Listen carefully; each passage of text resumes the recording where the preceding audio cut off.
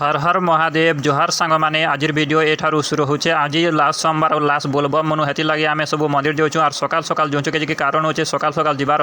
मंदिर आमर गाँव मंदिर ने ज़्यादा भीड़ जासी जल्दी ले पहुँचले एका जल्दी पूजा करी आसबाटा नेले खूब बेल लेट हो जासी ये लगे आम सब जल्दी जल्दी मंदिर जाऊँ और मंदिर पहुँची जासूँ जिते सकालू गले मन हो मंदिर आम गाँव मंदिर ने जिते भीड़ जासी जो सीमाल भीड़ देख के भीड़ हो गला आम पहुँचू पहुँचू एका देख पूजा करवा जाए भीड़ जारू पूरा घुचर मन नहीं टिके मन देख बोलबम वाले मन आसी जासन तापर तो और ज़्यादा भीड़ जासी पूजा करवा टिके मन जगह नहीं मिले हेले क्या करब रहबा भगवान के पूजा करवा जीछुँ जे तो पूजा कर आसमु बोलसुँ और तेने मन लाइन लगवा के पड़सी और जनता लाइन लगी थी जे देखा काबा हो देख काଣା हो बोलबम वाले तो ए आसुचन और सम्मेल तो आगे लेके